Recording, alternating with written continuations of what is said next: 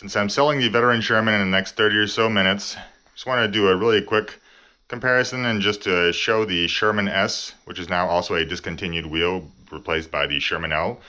But here it is compared to the Veteran Sherman V3 versus Sherman S. So you can kind of see the size difference. It's actually not that much bigger. It seems bigger, but it's not quite. It's taller, but it's actually relatively similar in terms of body size, and obviously the pedals are a bit higher up. Also, ride-wise, understandably, the Sherman S has the suspension, which is butter smooth, so there's no comparison when hitting bumps. But all in all, I'd probably say the Veteran Sherman, it has probably like 10 or so % more acceleration than the Sherman S, so it is a little faster due to the lack of weight. But the Sherman S really is not far behind. It just has a tiny little bit less oomph than the Veteran Sherman. I'd say that they both are not particularly the fastest accelerating wheels, but they're pretty good. So I think they're both a lot of fun, and understandably, after riding the Sherman S, I mean, the Veteran Sherman feels so bumpy, and especially if you take it on a sidewalk or there's any kind of roots or actual bumps along the way, the Sherman S the Veteran Sherman hits bumps so unbelievably hard, and in fact, it's the hardest bump hitting wheel I've ever ridden out of probably 15 different wheels. I think it's really just due to the fact that its weight is pretty much at the top limit of a non-suspension wheel, so when you actually hit something, those 88 pounds on just the axle, it hits bumps like a straight up truck. It's an incredibly different feeling.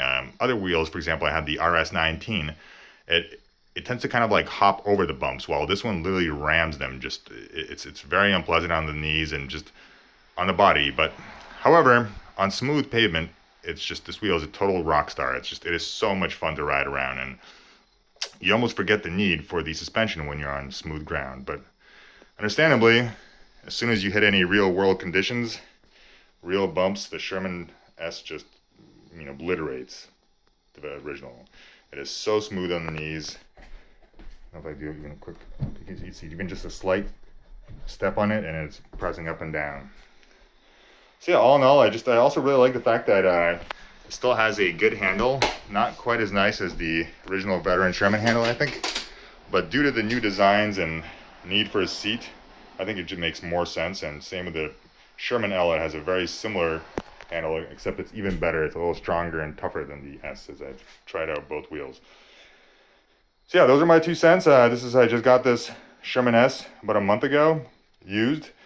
It's 2025, and I think it's an excellent wheel for anyone who's not really looking into too much speed. I don't think you will really need the Sherman L, as the L has quite a bit more speed and power, but the S, it is a little sluggish sometimes, but it is a cruising wheel, and it feels nice to ride. So yeah, those are really just my 2 cents. I just wanted to offer kind of a couple words comparing the old, the new, and I wish that I had the L to compare next to it.